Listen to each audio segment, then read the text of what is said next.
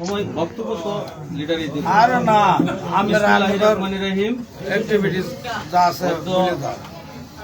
2 নং মেদুয়ারি ইউনিয়নের বাগসাতরা মোড়ের আজকের এই আমাদের প্রিয় নেত্রী দেশনেত্রী বেগম খালেদা জিয়ার রূপ মুক্তি কামনায় মিলাদ ও দোয়া মাহফিলের এবং আগামী জাতীয় সংসদ নির্বাচনের জনাব ফখরুদ্দিন আহমেদ বাচ্চু সাহেবের নির্বাচনী মত বিনিময় সভায় আজকের এই অনুষ্ঠানের সম্মানিত সভাপতি আমার শ্রদ্ধেয় নেতা ভালুকা উপজেলা জাতীয়তাবাদী শ্রমিক দলের সাবেক আহ্বায়ক আমার শ্রদ্ধেয় বড় ভাই জনাব আলী আকবর খান শিল্পী ভাই, উপস্থিত আমার অত্যন্ত প্রিয় নেতা যার কাছ থেকে আমি দীর্ঘ 25 থেকে 30 বছর রাজনীতি আমার শিক্ষা গুরু, আমাকে তিলে তিলে গুটি গুটি পায়ে আমাকে রাজনীতি শিক্ষা দিয়েছে। তিনি আমার শিক্ষা গুরু, আমার শ্রদ্ধেয় নেতা, সাবেক ছাত্র নেতা, সাবেক ভালুকা উপজেলা জাতীয়তাবাদী শ্রমিক দলের প্রতিষ্ঠাতা সভাপতি, প্রিয় নেতা জনাব মনিরুজ্জামান মনির ভাই,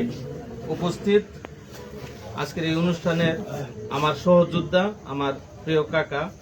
ভালুকা উপজেলা শ্রমিক দলের সাবেক সদস্য, ভরডোবা ইউনিয়নের শ্রমিক দলের নেতা জনাব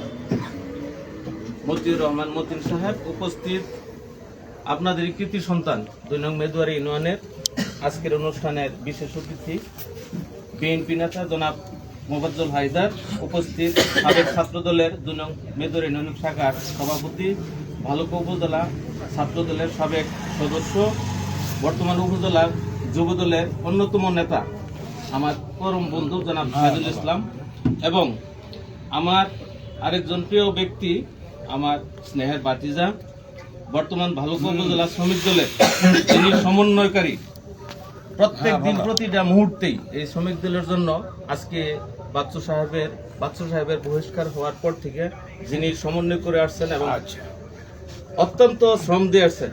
আমার প্রিয় বাতিজা জনাব হুমায়ুন কবির হিমন, উপস্থিত সবার আর নাম প্রেজেন্ট না করি, সবারই চিনি অবশ্যই, সময় যেহেতু স্বল্প, আমার 1 নং উত্তরা ইউনিয়নের শ্রমিক দলের সাবেক সাধারণ সম্পাদক জনাব আবুল হোসেন সহ আপনাদের মেদুয়ারি ইউনিয়নের বিএনপি, যুব দল, ছাত্র দল, শ্রমিক দল এবং অন্যান্য সংগঠনের নেতৃবৃন্দ সকলে আমার সালাম গ্রহণ করুন। আসসালামু আলাইকুম।